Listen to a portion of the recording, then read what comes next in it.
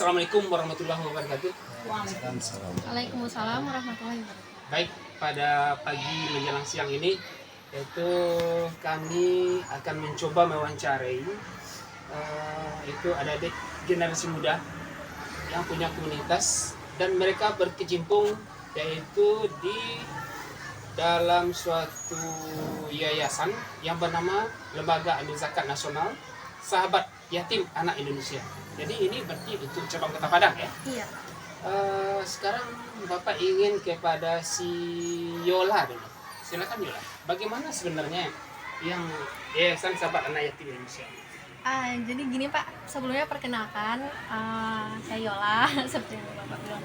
Jadi Yayasan Sahabat Yatim ini yayasan yang bergerak di bidang sosial kemanusiaan, dan kita khusus untuk mengayomi yatim dan duafa yang ada khususnya di Kota Padang. Tapi kita sudah bergerak di 12 provinsi se-Indonesia, dan kita sudah ada 25 asrama juga Pak, atau 25 cabang yang ada di Indonesia. Dan salah satunya di Kota Padang ini. Dan kita ada juga banyak program. Cuman salah satu program yang bisa diceritakan mungkin program yang saat ini sedang berjalan, program dongeng ini.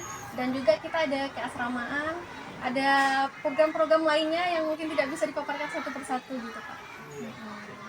Jadi udah punya 12 Iya. cabang ya? 12 provinsi, 12 provinsi. 25 cabang ya. 12 provinsi, 25 cabang 25 ya. di Indonesia. Di Indonesia. 25 asrama. keren ya. Sekarang begini, di dalam Yayasan Sahabat Yatim Indonesia ini ada begitu yaitu mengenai melakukan dongeng. Nah, ini melakukan dongeng ini kepada Pak Diki, Pak ini arahnya. Silakan berbincang sedikit Pak Diki, kenapa bisa sampai terjun kepada dunia dongeng ini? Ya, saya dulu pernah belajar dongeng itu di Gurpen Kota di Bogor sama Ken Rahman. Jadi selama pembinaan mendongeng, awalnya juga tertarik dengan dunia anak, bagaimana bercerita dengan anak. Saya tertarik seperti itu. Jadi terjunlah ke dunia mendongeng itu setelah saya selesai melaksanakan tugas saya selaku pendidik di daerah marginal, yaitu tepatnya di Wakatobi. Saya kembali ke Padang. Setelah kembali ke Padang, saya membuat berbagai macam rumah baca. Saya dirikan 3 rumah baca di Kota Padang. Alhamdulillah ada beberapa yang masih jalan, ada yang sudah mati. Kemudian saya bergabung namanya Kampung Dongeng Indonesia. Kampung Dongeng Indonesia ini memiliki 200 titik di seluruh provinsi di Indonesia dan Aceh sampai Papua. Jadi kita kantor pusatnya di Tangerang Selatan. Jadi kegiatan mendongeng, sebenarnya kita ada kegiatan mendongeng ini, dongeng ceria, dongeng untuk anak-anak di hari libur, kemudian dongeng ke sekolah-sekolah. Biasanya kita ada sponsor-sponsor untuk sekolah-sekolah, terus ada dongeng untuk masyarakat. Tujuannya adalah untuk meningkatkan literasi, karena pada saat ini kemajuan dan perkembangan teknologi tidak diimbangi dengan pengetahuan orang tua tentang pemakaian penggunaan teknologi tersebut. Jadi kita mendongeng itu dalam perspektif kita itu untuk menempatkan anak Indonesia. Jadi wisata imajinasi anak Indonesia. Dengan tagline kita itu bisa mendongeng itu biasa mendongeng itu luar biasa. Mantap. Sekarang begini ya Pak Diki ya. Kalau kita mendongeng untuk siswa SD, SMP, mereka tadi kan berbagai tingkatan. Ya. Supaya mereka tadi itu tertarik dan bisa katakanlah terbawa arus gitu, sehingga mereka tadi itu waduh cukup senang mendengar tadi itu. Apa kira-kira rahasianya? Rahasia mendongeng itu yang pertama kita harus memperhatikan siapa yang kita dongengkan, audiens. Kalau kita tingkat SD ceritanya agak lebih lucu, kemudian ada pesannya. Kemudian kalau pesan moral ya? Iya, pesan moral. Ada pesan moral yang kami dongeng. Kalau anak SMP kita lebih tingkatkan lagi ke berkisah. Berkisah, tapi metode penyampaian tetap dengan cara dongeng. Tetap dengan cara dongeng. Kalau kita menyampaikan hanya datar saja, anak akan bosan. Jadi kita harus ada teknik. Yang pertama merubah suara, menggunakan properti untuk menarik ya. Kemudian dilakukan dengan adanya speaking untuk konsentrasi anak-anak kembali seperti itu. Jadi pemilihan kata-kata dan Tepat, ya gitu. tepat Diksinya untuk, tepat. ya. Untuk anak SD kata-kata seperti apa, untuk anak SMP juga untuk guru, orang tua. Jadi mendongeng ini tidak hanya secara lisan, bisa juga kita mendongeng dengan bacakan buku, dari buku kita bacakan. Jadi kalau tidak mampu mendongeng karena butuh kemampuan yang lebih atau membutuhkan keterampilan yang lain, kita bisa bacakan buku. Dan tujuan untuk orang tua supaya orang tua bisa mendongengkan anaknya lagi pas tidur, karena anak sekarang kurang literasi. Ada cerita itu anak kecil karena kurang kosakata, dia dikasih makan sama orang tuanya, dia tidak suka, dilemparkan saja. Akhirnya apa? Barangnya pecah, orang tuanya kesal. Tapi kalau anak yang didongengkan, dibacakan buku, nanti dia kosakatanya banyak. Jadi dia kalau tidak suka sesuatu, dia bisa mengatakan dengan lisan, mama saya tidak suka ini. Jadi seperti itu. Nah, kemudian menyikapi dan melihat yang terjadi sekarang ini ya, Becky ya. Kalau dulu tuh saya waktu tahun 90-an ke bawah lah ya, Iya. itu kebiasaan mendongeng itu masih sering dilakukan ulang. Iya. Tetapi seiring dengan perguliran zaman, ya mungkin bisa dengan ceritanya tinggal nama. Nah sekarang menyikapi kondisi yang seperti itu tuh bagaimana harapan dan usaha yang diperbaiki, dan kemudian lagi khusus untuk anak-anak ini sasarannya SMP PAUD orang dewasa ya, Sampai dewasa. sampai dewasa. Bagaimana cara Pak Diki menjemput yang telah ditinggalkan oleh orang tua gitu, terutama itu kebiasaan mendongeng sebelum tidur gitu. Sehingga seperti dikatakan tadi, bahasanya kalau anak tadi udah bisa mendongeng, dia mempunyai banyak kosakata. Jadi itu cara mengembalikan gairah. Ya, benar, tahun 90-an ke bawah kan banyak dongeng yang dilakukan sebelum tidur. Tapi dongengnya itu nilai moralnya kadang-kadang tak sampai. Maka orang sekarang meninggalkan contoh cerita kancil dan buaya. Kancil cerdik, curang, dia menang. Jadi pesan moralnya kurang baik. Sekarang kita rubah ceritanya itu kita rubah, kita buat pesan moralnya itu lebih baik lagi.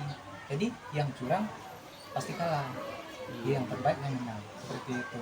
Jadi kita mengadakan berbagai macam pelatihan untuk menjemput itu.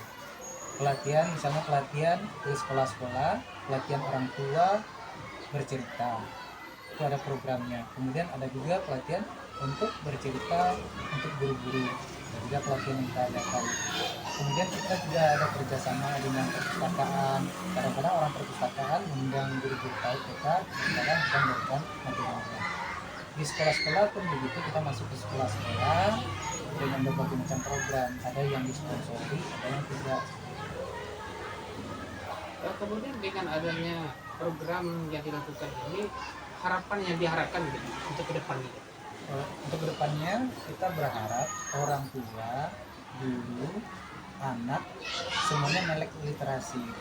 Jadi tidak ada timpang tindih antara sekolah dengan orang tua dengan masyarakat.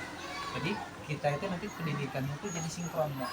Sinkron. Jadi orang tua mengerti bagaimana anaknya di sekolah pun bisa menyampaikan dengan baik kepada orang tuanya bagaimana perkembangan pendidikan anak pun juga seperti itu, dia bisa mengutarakan keluhannya dengan baik sehingga tidak mengada-ada. Jadi anak tidak membenturkan antara orang tua dengan guru, karena pilar pendidikan itu harus ada kerjasama orang tua, guru, dan masyarakat. Jadi itulah nanti baru terbentuk pendidikan yang baik. Oke, Riki, sekarang kepada ibu kepala sekolah Bu ya. Sekarang adik-adik kita ini Bu kan sudah sampai di sekolah kita Bu. Dan mereka tadi itu sudah melakukan dan interaksi langsung dengan anak. Kemudian semacam harapan dari ibu ke depan gitu Bu, dengan adanya demonstrasi langsung mengenai mendongeng ini pada anak. Kira-kira harapan yang diharapkan dan kemudian untuk ke depannya gitu. Kenalkan, nama saya Anida, Kepala Sekolah SD Negeri 4 Nusa Provinsi. Harapan yang kita inginkan dari kegiatan yang kita lakukan di hari ini, untuk kedepannya itu sangat baik, karena literasi ini memang harus kita tingkatkan. Karena apa? Karena kita memang banyak di antara kita, apalagi kita sebagai guru, memang sangat minim sekali literasi bercerita ini terhadap anak kita. Sehingga apa? Sehingga anak-anak kita juga kekurangan kosakata dalam bercerita.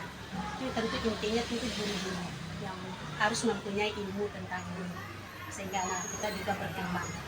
Seperti yang dikatakan oleh Pak Riki tadi, kalau kita sebagai pendidik kurang dalam berliterasi, sehingga anak kita lebih kurang lagi daripada kita. Makanya kita tentu harus banyak sumber-sumber untuk belajar dari literasi ini. Mungkin dari membaca buku, dan juga mendatangkan narasumber ke sekolah kita, dan juga kita ada komunitas-komunitas untuk literasi ini. Dan kedepannya kalau bisa kita semacam bikin MOU dengan orang-orang yang seperti ini. Mungkin sekali 3 bulan kita datangkan, kalau bisa dia juga mengadakan acara-acara ini di hadapan anak kita bersama. Ini supaya anak kita juga lebih berkembang. Karena apa? Karena anak kita ini sebenarnya punya kompetensi, tetapi kompetensi ini tidak dikembangkan dan tidak diberdayakan oleh kita. Karena kita tadi juga minim ilmu dan juga minim tentang cara berliterasi yang baik. Jadi ada semacam keberlanjutan gitu ya. Kalau bisa. Jadi artinya tadi itu jangan hanya sekali saja gitu. Iya. Kalau sekali saja rasanya untuk sekedar merangsang sedikit saja baru. Ini juga karena kalau sekali tentu semacam perkenalan kita baru. Perkenalan baru. Nah, belum termasuk ke dalam isinya. Motivasi awal gitu kan. Motivasi awal. Mudah-mudahan kedepannya Pak Riki dan kawan-kawan mungkin juga bisa bergabung dengan kita kembali. Kalau bisa dengan gurunya juga literasi. Mungkin suatu saat kita adakan KKG sekolah misalnya, kita isi dengan literasi, mungkin kita undang Pak Riki ke sekolah kita.